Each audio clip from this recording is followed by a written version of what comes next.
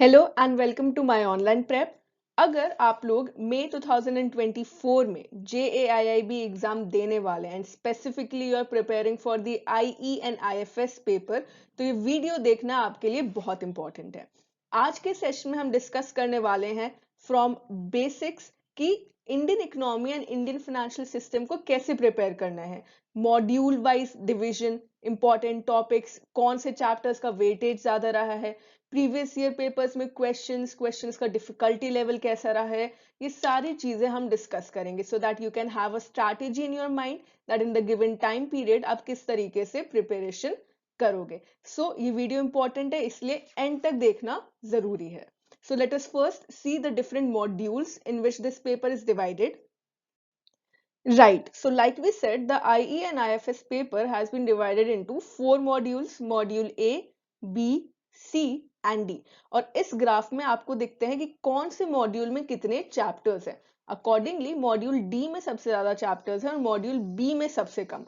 But इसका ये मतलब नहीं है कि मॉड्यूल बी सबसे इजी है, ये सिर्फ चैप्टर्स हैं। Actually Indian economy and Indian financial system, इसमें 50% first part and 50% second part है। उसी में जो मॉड्यूल ए है, it is related to the Indian economic architecture. इसमें बेसिकली हमको इंडियन इकोनॉमी का ओवरव्यू मिलता है, sectors of Indian economy, social infrastructure, globalisation issues. हम वन बाय वन हर एक चैप्टर को डिस्कस करेंगे। Then we have module B, जिसके अंदर हम डिस्कस करते हैं कुछ important economic concepts related to banking. तो इसके अंदर demand and supply, business cycle, ये सारी चीजें आ जाती हैं। Module C is the Indian financial system. अब ये बहुत इंपॉर्टेंट है, क्यों? क्योंकि इसके अंदर वो सारे फाइनेंशियल सेक्टर्स, जैसे कि अगर हम लोग बात कर रहे हैं डेवलपमेंट फाइनेंशियल इंस्टीट्यूशंस की, माइक्रो फाइनेंस इंस्टीट्यूशंस की, ये सब इसके अंदर आ जाते हैं। And then we have module D, that is related to the financial products and services. इसमें म्यूचुअल फंड्स हो गया, रिट्स इनविट्स हो गया, उसके अलावा हम लोग वेंचर कैपिटल की बात करते हैं, ये सारे प्रोडक्ट्स एंड सर्विसेज आते हैं। अब कई बार एस्पिरेंट्स ये क्वेश्चन पूछते हैं कि सबसे इंपॉर्टेंट मॉड्यूल कौन सा हो जाता है। तो अगर आपका इकोनॉमिक्स बैकग्राउंड है तो आपके लिए सबसे इंपॉर्टेंट या फिर जो स्कोरिंग हो जाएगा that will be module B, that is related to economic concept. लेकिन बैंकर्स के लिए मॉड्यूल डी सबसे इंपॉर्टेंट है। क्यों इंपॉर्टेंट है? क्योंकि यहाँ पे कई सारे ऐसे टॉपिक्स हैं जो बाकी पेपर्स से आपके कॉमन हो जाते हैं, राइट? सो मॉड्यूल डी की इंपॉर्टेंस ज्यादा हो जाती है। तो इंपॉर्टेंस तो ठीक है, हम लोग कहाँ से देखते हैं? जो प्रीवियस ईयर पेपर में क्वेश्चंस पूछे गए हैं। So we have also prepared a list, हमारे पास एक लिस्ट है कि किस तरीके से प्रीवियस ईयर पेपर में कौन कौन से टॉपिक से क्वेश्चंस आए थे। So let us move on to one by one, हम चैप्टर देखते हैं, कौन से मॉड्यूल में कौन से चैप्टर्स हैं और उनसे किस तरीके के क्वेश्चंस या कितने क्वेश्चंस पूछे गए हैं। सो let us first start with module A. Right, तो पहले अच्छे से हम लोग देख लेते हैं मॉड्यूल ए को, that is Indian economic architecture. Like I already mentioned, हम इसमें basic structure of economy, Indian economy की बात करते हैं। हम लोग इंडिया को देखते हैं फर्स्ट चैप्टर में, ओवरव्यू ऑफ इंडियन इकोनॉमी, जिसमें ब्रिटिश के बाद, इंडिपेंडेंस के बाद अब तक कैसे कैसे इंडिया में डेवलपमेंट हुआ है, सेक्टर्स ऑफ इंडियन इकोनॉमी, अलग अलग सेक्टर्स, प्राइमरी, सेकेंडरी, टर्शरी, किस तरीके से उनका कॉन्ट्रीब्यूशन रहा है जीडीपी में, economic planning in India, NITI Aayog जब से इंप्लीमेंट हो गया है प्लानिंग कमीशन के बाद, तो कैसे डेवलपमेंट हुआ है। तो ये सारी जो बेसिक इकोनॉमिक आर्किटेक्चर की बात करते हैं, वो सारी चीजें इसमें कवर होती हैं। प्योरली प्योरली थ्योरेटिकल मॉड्यूल है ये, प्योरली थ्योरी यहाँ पे आती है, तो जिन लोग का थ्योरी स्ट्रांग है उनके लिए ये ज्यादा इंपॉर्टेंट हो जाता है। अब सबसे इंपॉर्टेंट चैप्टर कौन सा है जो सबसे ज्यादा क्वेश्चंस हमको देखने को मिले थे प्रीवियस ईयर पेपर में? So that is chapter 4, role of priority sector and MSME in Indian economy. इससे प्रायोरिटी सेक्टर से हमको 3 to 5 क्वेश्चंस देखने को मिले थे। उसके अलावा ANBC से रिलेटेड क्वेश्चंस देखने को मिले थे। फिर सेकेंड चैप्टर जो कि इंपॉर्टेंट हो जाता है, that is our foreign trade policy, foreign investment and economic development. फिर इंटरनेशनल इकोनॉमिक ऑर्गेनाइजेशन इंपॉर्टेंट हो जाता है।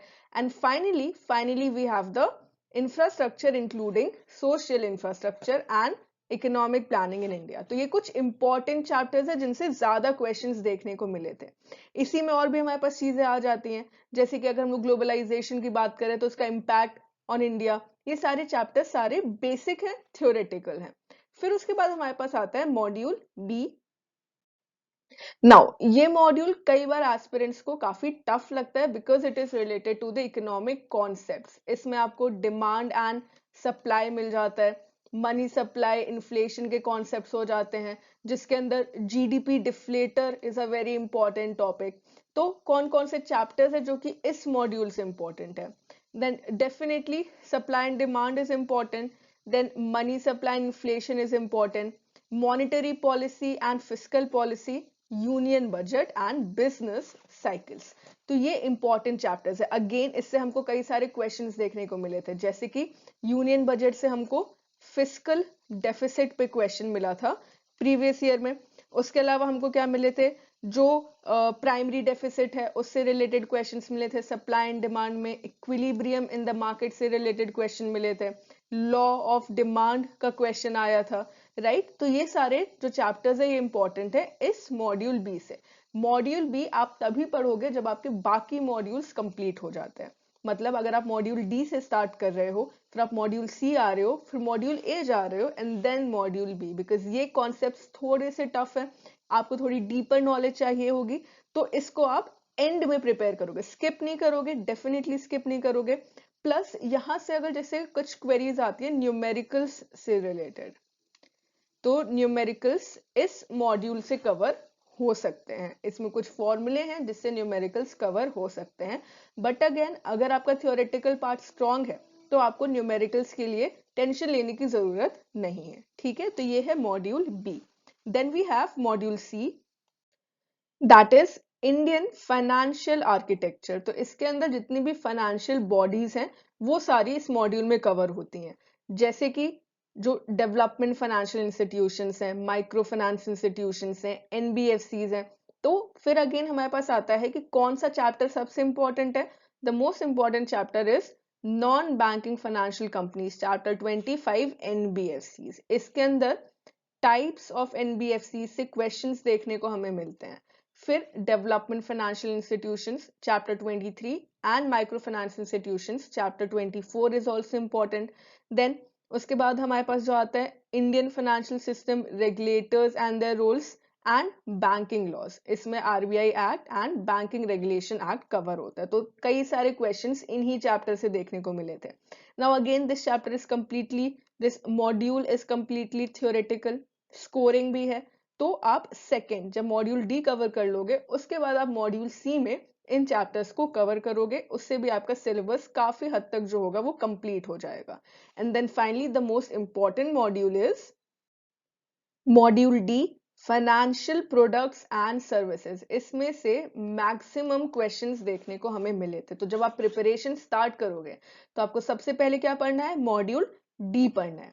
इसके अंदर एक और जो बेनिफिट हमें मिलता है, बिकॉज इसमें कई सारे ऐसे टॉपिक्स हैं जो कि पीपीबी से कॉमन है हमारे, तो दोनों की प्रिपरेशन साथ में भी हो जाती है। तो कौन से चैप्टर्स हैं यहाँ पे, फाइनेंशियल मार्केट्स है, मनी मार्केट्स है, उसके अलावा मनी मार्केट इंस्ट्रूमेंट्स क्या हैं या कैपिटल मार्केट के इंस्ट्रूमेंट्स क्या हैं, इससे भी क्वेश्चंस पूछे गए हैं। Fixed income market, foreign exchange market, interconnectedness. तो अगेन इसमें किस किस टॉपिक से क्वेश्चंस हमको जो देखने को मिले थे, इसके अंदर हमें क्या देखने को मिला था, जो कैपिटल मार्केट है उसकी कैरेक्टरिस्टिक्स क्या है, how does it differ from the money market. फिर क्रेडिट रेटिंग, क्रेडिट स्कोरिंग से क्वेश्चंस देखने को मिले थे। कौन सी क्रेडिट स्कोरिंग है जिसको अच्छा माना जाता है, क्या स्कोर है, किस जिन जगहों पे यूज किया जाता है, व्हाट आर दी ऑब्जेक्टिव्स। उसके अलावा अगर हम लोग बात करते हैं कि ब्राउन फील्ड इन्वेस्टमेंट क्या होते हैं या फिर रियल एस्टेट इन्वेस्टमेंट ट्रस्ट क्या होते हैं, इनविट्स क्या होते हैं, ये सारे क्वेश्चन थे जो कि पूछे गए थे। तो कौन कौन से चैप्टर्स है जो कि इंपॉर्टेंट हो जाएंगे, money market, capital market is important, then merchant banking services very important, derivatives market. उसके अलावा हम लोग के पास credit rating, credit scoring, mutual fund से भी 2-3 क्वेश्चन थे जो कि हमको देखने को मिल गए थे, रिट्स एंड इनविट्स। एक्चुअली ये पूरा मॉड्यूल ही आप इंपॉर्टेंट मार्क कर लो, ठीक है? इसमें से कई सारे क्वेश्चन है जो कि पूछे जाते हैं, रिपीट होने के चांसेस भी होते हैं, ठीक है? सो मॉड्यूल डी। अब देखते हैं कि चैप्टर वाइज कौन कौन से टॉपिक्स इंपॉर्टेंट है। The first chapter from module A is an overview of Indian economy, जिसके अंदर कई सारी चीजें, कई क्वेश्चंस रिपीट होते जो देखे गए, जैसे कि एंगस मैडिसन डेटाबेस, इससे क्वेश्चंस रिपीट होते हैं। Evolution of Indian economy, basic characteristics. सबसे इंपॉर्टेंट क्या है? Indian economy in the pre British period, economy till 2008 and after 2008। इस चैप्टर का ये टॉपिक इंपॉर्टेंट है। Then we have economic planning in India. इसमें जो 5 ईयर प्लान्स हैं, है ना, उसके कौन से प्लान में कौन से मॉडल थे जो कि लिए गए थे, कौन से ईयर में था, कौन से ऐसे प्लान्स थे जिसकी ग्रोथ रेट टारगेटेड से कम थी। ठीक है, कुछ कुछ जो है, जैसे 12th प्लान बहुत इंपॉर्टेंट है, 7th प्लान बहुत इंपॉर्टेंट है, कौन जैसे गरीबी हटाओ कौन से प्लान में आया था। तो ये सारे टॉपिक्स हैं जो कि क्वेश्चंस जिनसे पूछने जाने के ज्यादा चांसेस होते हैं। ठीक है, थर्ड में हमारे पास क्या है? थर्ड में हमारे पास है सेक्टर्स ऑफ इंडियन इकोनॉमी, जिसके अंदर सबसे इंपॉर्टेंट क्या है हम लोगों का, जो कि आते हैं प्राइमरी सेकेंडरी टर्शरी सेक्टर के बीच में डिफरेंस, या फिर sunrise sector of Indian economy, organised and unorganised sector. ये इस चैप्टर का इंपॉर्टेंट टॉपिक है, ऑर्गेनाइज्ड और अनऑर्गेनाइज्ड सेक्टर। एंड देन सबसे इंपॉर्टेंट चैप्टर इस मॉड्यूल का, role of priority sector lending. इसमें सबसे पहले मार्क कर लो कि डेफिनेशन ऑफ एमएसएमई से क्वेश्चन आना तो जरूर है। जो डेफिनेशन चेंज हुई है, अब जो न्यू डेफिनेशन आई है, क्राइटेरिया बदल दिया गया है, टर्नओवर का क्राइटेरिया ऐड कर दिया गया है, सर्विस और मैन्युफैक्चरिंग का जो डिफरेंशिएशन था वो हटा दिया गया है। ठीक है, उसके अलावा कौन से प्रायोरिटी सेक्टर्स हैं जिनको आइडेंटिफाई किया है आरबीआई ने, कौन से इनिशिएटिव्स हैं जो कि लिए गए हैं। So all of this is important from these chapters. Then next chapter हमारे पास क्या आता है? Infrastructure including social infrastructure. तो इसके अंदर ये सारे इंफ्रास्ट्रक्चर से रिलेटेड क्वेश्चंस आ सकते हैं, जो कि कोई प्रोग्राम अगर लॉन्च किया गया, जैसे गति शक्ति, पीएम गति शक्ति से रिलेटेड क्वेश्चन था जो कि पूछा गया था, हमने उसको देखा था। ठीक है, फिर उसके बाद क्या आ जाता है हमारे पास? ग्लोबलाइजेशन से उतने क्वेश्चन के चांसेस नहीं थे। किसमें से आ सकता है? Economic reforms is important. Economic reforms के अंदर कौन से, अगर कोई रिकमेंडेशन थी किसी कमिटी की, तो उससे क्वेश्चन आ सकते हैं। उसके अलावा इकोनॉमिक रिफॉर्म्स के बाद बैंकिंग सेक्टर रिफॉर्म्स, उससे भी रिलेटेड क्वेश्चंस थे जो कि पूछे गए थे। Then we have the foreign trade policy, foreign investments and economic development. इसमें क्या था? जो फॉरेन ट्रेड पॉलिसी लेटेस्ट आई है उससे क्वेश्चंस पूछे जाएंगे, because this is a burning topic, तो ये थोड़ा करंट हो जाता है। ठीक है, तो importance of economic development as a dimension, economic development और इकोनॉमिक ग्रोथ के बीच में क्या डिफरेंस है, ये क्वेश्चन भी पूछा जा चुका है।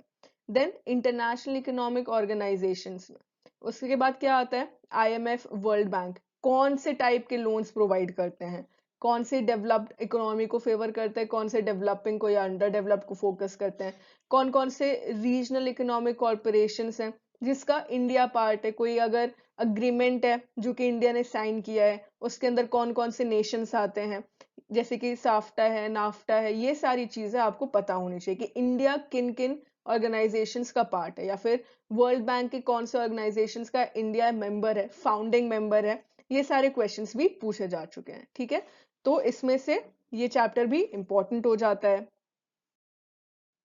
Then climate change and sustainable development goals, इससे क्वेश्चन आया था और फिर से आएगा क्योंकि ये रीसेंट है। तो जो हम लोग के 16 सस्टेनेबल डेवलपमेंट गोल्स हैं उससे रिलेटेड कि कौन सा गोल है, लेट्स से 15 गोल किससे रिलेटेड है, तो ये क्वेश्चन आ सकता है। इंडिया की प्रोग्रेस क्या रही है, रैंक्स की बात करते हैं। जो रिपोर्ट आई है तो इसमें कौन सा स्टेट है, क्या इंडिया एस्पायरिंग में है या फिर इंडिया किस में आ रहा है, तो ये सारी चीजें हैं। Then we have module B, economic concepts related to banking. अब पहले क्या क्या क्वेश्चंस हैं जो कि देखे थे हम लोग ने प्रीवियस ईयर पेपर में, तो मनी सप्लाई एंड इन्फ्लेशन से M1 M2 इसके क्वेश्चंस हमको देखने को मिले थे। फिर उसके बाद जीडीपी से रिलेटेड क्वेश्चंस या फिर एनएनपी का डेफिनेशन से रिलेटेड क्वेश्चन हमें देखने को मिला था। फिर उसके बाद हमें क्या देखने को मिला था? फंडामेंटल्स में टाइप्स ऑफ इकोनॉमीज की बात हुई थी, market, command and mix economy की कैरेक्टरिस्टिक्स से क्वेश्चन आया था। सप्लाई एंड डिमांड में equilibrium of supply and demand से क्वेश्चन आया था, राइट? क्या लॉ ऑफ डिमांड है, प्राइस एंड क्वांटिटी में कैसे चेंजेस होते हैं, उनको कैसे इंटरप्रेट किया जाता है। एंड मनी सप्लाई में हमने ऑलरेडी देख लिया, M1 M2 से रिलेटेड आया था, जो आरबीआई का क्लासिफिकेशन है, ब्रॉड मनी, नैरो मनी, वो वाला पार्ट क्वेश्चंस में पूछा गया था। देन थ्योरीज ऑफ इंटरेस्ट में कीन्स की थ्योरी क्या थी, ये क्वेश्चन था जो डायरेक्टली पूछा गया था कि किनेशियन थ्योरी क्या थी। ठीक है, किनेशियन थ्योरी इज इंपॉर्टेंट। उसके अलावा शिफ्ट्स इन मनी डिमांड और लिक्विडिटी प्रेफरेंस कर्व जो कीन्स का था, अगेन इससे क्वेश्चन था। बिजनेस साइकिल्स में से जो हम लोग के साइकिल्स है उसमें बूम फेज की क्या कैरेक्टरिस्टिक है, ये क्वेश्चन आया था। ठीक है, कि बूम फेज क्या होता है। देन मॉनेटरी पॉलिसी में causes of global financial crisis, this is very important. क्यों ग्लोबल फाइनेंशियल क्राइसिस हुआ था, इंडिया ने कैसे उस पर रिएक्ट किया था। फिर उसके बाद हमारे पास आ जाता है यूनियन बजट। अगेन इससे 3-4 क्वेश्चंस देखने को हमको मिले थे। फिस्कल डेफिसिट, प्राइमरी डेफिसिट, इससे न्यूमेरिकल के भी चांसेस आ सकते हैं। ठीक है, तो ये चीजें इसमें देखने को मिली थी कि फिस्कल डेफिसिट क्या होता है या प्राइमरी डेफिसिट क्या होता है। Then we have module C. Module C में जो मेन रिकमेंडेशंस की बात होती है, ठीक है, या फिर जो मेन स्टेप्स लिए गए थे कि प्री 1951 ऑर्गेनाइजेशन क्या था, उसके बाद नरसिम्हम कमिटी की रिकमेंडेशंस क्या थी, नरसिम्हम कमिटी 1, नरसिम्हम कमिटी 2, दोनों ही इंपॉर्टेंट है। उसके बाद इंडियन बैंकिंग स्ट्रक्चर आ जाता है, कितने बैंक्स हैं, जो बैंक्स हैं जैसे कोऑपरेटिव बैंक्स हैं या पेमेंट बैंक्स हैं, उसमें आ जाता है कि किस तरीके के उनके फंक्शंस है, क्या ऑब्जेक्टिव्स हैं। Banking regulation act and RBI act, ये भी बहुत इंपॉर्टेंट है, इससे भी क्वेश्चन आ सकते हैं। फिर मालेगाम कमिटी, इससे रिलेटेड एक क्वेश्चन आया था कि उसके क्या रिकमेंडेशंस थे। देन प्रोफेसर राज कृष्णा कमिटी, उनके क्या रिकमेंडेशंस थे। तो ये सारी जो कमिटीज हैं, these are also very important कि कौन सी कमिटी के क्या रिकमेंडेशन थे। Then development financial institutions, very important, very important कि सिडबी का रोल क्या है, या फिर नाबार्ड का रोल क्या है, आईडीबीआई का रोल क्या है, या फिर कोई जो एक पर्टिकुलर सेक्टर है वो कौन सी ऑर्गेनाइजेशन है जो कि उसको रेगुलेट करती है। तो ये सारे क्वेश्चंस हैं, जैसे प्रायोरिटी सेक्टर लेंडिंग से रिलेटेड क्वेश्चन भी इसको लिंक करके पूछे जा चुके हैं, right. Then we have micro finance institutions, इसमें regulatory framework is important, Grameen bank model, या फिर एनबीएफसीज माइक्रो फाइनेंस इंस्टीट्यूशन से रिलेटेड भी एक क्वेश्चन आया था डायरेक्टली जो कि पूछा गया था। ठीक है, so this is also important. Then insurance companies में history and development of insurance, privatisation and FDI, insurance sector में कितना एफडीआई अलाउड है, ये भी एक क्वेश्चन है, ये भी क्वेश्चन बनाया जा सकता है। देन इंडियन फाइनेंशियल सिस्टम में regulators and their rules. Then इसमें क्या है, जैसे कि insurance regulatory and development authority of India, इसका क्या रोल है, या फिर pension fund regulatory and development authority, इसका क्या रोल है। ये सारी चीजें इसमें पूछी जा सकती हैं। रिफॉर्म्स एंड डेवलपमेंट, अगेन ये इंपॉर्टेंट है। इसमें ईज, जो ईज .1 या .2 आया था, उसके क्या गोल्स थे, या कौन से बैंकिंग में कैसे कैसे उसने इम्प्रूवमेंट की बात की थी, कि जैसे कि पेपरलेस ट्रांजैक्शंस कौन से ईज के पार्ट में आया था, या फिर उसका टेक्नोलॉजी कौन से में आया था। तो ये सारे क्वेश्चंस हैं जो कि पूछे जा सकते हैं, right. So bad bank, again bad bank से रिलेटेड क्वेश्चन था जो कि पूछा गया था। So bad bank is very important. ठीक है, उसके अंदर national bank for financing infrastructure and development is important, right. Then we have module D. Module D में से जो फर्स्ट चैप्टर है वो तो बस एक इंट्रोडक्शन की तरह है। Second chapter is important, money market and capital market. इसमें पूछा जा सकता है कि सर्टिफिकेट ऑफ डिपॉजिट का टर्म क्या होता है, या फिर treasury bills, notice money, term money से रिलेटेड क्वेश्चन पूछा जा सकता है कि कितने टाइप के ट्रेजरी बिल्स हैं जो कि प्रोवाइड किए जाते हैं, कौन प्रोवाइड करता है। ठीक है, फिक्स्ड इनकम मार्केट में गवर्नमेंट सिक्योरिटीज, ये रिस्क से रिलेटेड क्वेश्चन पूछा गया था कि अगर कोई लेस रिस्की इंडिविजुअल है, रिस्क अवर्स है, तो वो कौन से टाइप के इंस्ट्रूमेंट में इन्वेस्ट करना चाहेगा। ठीक है, primary dealers, fixed income market derivatives association of India, ये कब इंट्रोड्यूस हुआ था, ये क्वेश्चन भी लास्ट टाइम पूछा गया था। ठीक है, रिटेल डायरेक्ट स्कीम आरबीआई की है, उसके क्या कैरेक्टरिस्टिक्स हैं। So this is important. Then capital market, again important chapter है ये। इसके अंदर क्या क्या है, types of capital issues in primary market, इससे क्वेश्चन था। क्वालिफाइड इंस्टीट्यूशनल बायर क्या होता है, या प्लेसमेंट क्या होता है, इसकी कैरेक्टरिस्टिक्स क्या होती हैं। फॉरेक्स मार्केट से इस बार क्वेश्चन देखने को ज्यादा नहीं मिला था, बट ये भी इंपॉर्टेंट है। ठीक है, सो फॉरेक्स मार्केट को भी एक बार देखा जा सकता है। Then we have merchant banking services, ये इंपॉर्टेंट है, डायरेक्टली क्वेश्चन आया था डेफिनेशन ऑफ मर्चेंट बैंकिंग से रिलेटेड कि मर्चेंट बैंकर की क्या डेफिनेशन, उसके क्या क्या फंक्शंस है जो कि वो परफॉर्म कर सकता है, की पॉलिसी रिक्वायरमेंट्स क्या है। डेरिवेटिव से 2-3 क्वेश्चंस थे जो कि हमको देखने को मिले थे प्रीवियस ईयर में। Derivatives include plus derivatives do not include, odd one out pick करना, ये क्वेश्चन भी डेरिवेटिव से आया था। तो इसमें फ्यूचर्स, ऑप्शंस, स्वॉप्स, इन सब के क्या डिफरेंस होते हैं, ये कैसे कैसे एक दूसरे से डिफरेंशिएट करते हैं, ये आपको पता होना चाहिए। देन फैक्टरिंग, फॉरफेटिंग एंड ट्रेड्स, इसमें से जो हमारे पास इंपॉर्टेंट है वो क्या है कि फैक्टरिंग और फॉरफेटिंग के बीच में डिफरेंस क्या है, राइट, कि इन दोनों के बीच में डिफरेंस क्या है, तो हम लोग उसको सॉल्व कर सकते हैं।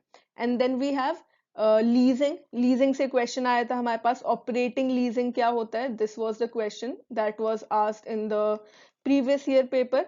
ठीक है, so operating leasing is important. फिर हायर परचेज से क्वेश्चन आया था कि हायरर का क्या रोल होता है, हायरर की डेफिनेशन क्या होती है, सो ये किससे रिलेटेड है, the parties involve in a hire purchase agreement. ठीक है, तो ये क्वेश्चन आया था। Then credit rating agencies and their functions, credit rating credit scoring के बीच में डिफरेंस भी पूछा जा चुका है, तो वो भी उससे रिलेटेड है। सो क्रेडिट रेटिंग में उसके अलावा जो रैंक्स हैं, है ना, या क्रेडिट रेटिंग आउटलुक्स हैं, कितनी क्रेडिट रेटिंग एजेंसीज हैं इंडिया में, ये सारे क्वेश्चंस हैं। म्यूचुअल फंड से भी क्वेश्चन पूछा गया था लास्ट टाइम, म्यूचुअल फंड से भी क्वेश्चन पूछा गया था कि मैनेजमेंट कैसे किया जाता है, उसमें रिस्क डिपिक्शन कैसे होता है। एंड इंश्योरेंस प्रोडक्ट से ऑल्दो इस टाइम क्वेश्चन हेल्थ इंश्योरेंस से आया था, इस चैप्टर में से हेल्थ इंश्योरेंस में से क्वेश्चन था जो कि देखा गया था। Then we have the last few chapters of module D are also important, इसमें से पेंशन फंड्स में से नेशनल पेंशन फंड का लॉक इन पीरियड, ये क्वेश्चन आया था। अटल पेंशन योजना से भी एक क्वेश्चन आया था प्रीवियस ईयर में। एंड देन रिट्स और इनविट्स से हम लोग के टाइप्स ऑफ रिट्स में से क्वेश्चन आए थे एंड टाइप्स ऑफ इनविट्स से क्वेश्चंस आए थे। ठीक है, तो ये सारे टॉपिक्स जो कि हमने आज की वीडियो में डिस्कस किए हैं, या जो सारे पूरा चैप्टर्स हमने देखा है, तो आपको सिलेबस का पूरा कंप्लीट ओवरव्यू मिल गया है। कौन सा मॉड्यूल इंपॉर्टेंट है, मॉड्यूल डी इंपॉर्टेंट है, मॉड्यूल सी इंपॉर्टेंट है, आपके लिए कौन सा ज्यादा बेनिफिशियल होगा पढ़ना, ये सारी चीजों को you can keep this in mind and then prepare your strategy accordingly. आपका जो स्टडी मटेरियल है, whether it is enough, mock test आपको कैसे प्रैक्टिस करने हैं, ये सारे इन्फॉर्मेशन भी आपको मिल गया है। एंड देन आप क्या कर सकते हो, आप लोग डिस्क्रिप्शन बॉक्स में जो लिंक्स अवेलेबल हैं उससे आपको माय ऑनलाइन प्रेप में हम लोगों ने अभी से सेशन स्टार्ट कर दिया है फॉर JAIIB मई 2024 सेशन, इसलिए क्योंकि अभी से प्रिपेयर करेंगे तो फिर प्रिपरेशन जो होगी वो स्ट्रैटेजिक हो पाएगी, अपने टाइम को एफर्ट्स को अलॉट कर पाओगे अकॉर्डिंगली। सो आप सारे कोर्स की डिटेल्स वहां से देख सकते हो, आपको डिस्काउंट्स लिंक जो है वो भी अवेलेबल है। ऑल्सो यूट्यूब पे हम लोग इंपॉर्टेंट क्वेश्चंस डिस्कस करेंगे, बाकी जो पेपर्स हैं उनका सिलेबस डिस्कशन की लिंक्स भी आपको मिल जाएंगी। सो गो थ्रू देम, अपनी स्ट्रैटेजी प्रिपेयर करो and start early. Do let me know in the comment section if you have any other queries और डाउट्स, एंड हम उस पर भी वीडियोस कवर करेंगे। So okay, that is all for today, thank you for watching and all the best.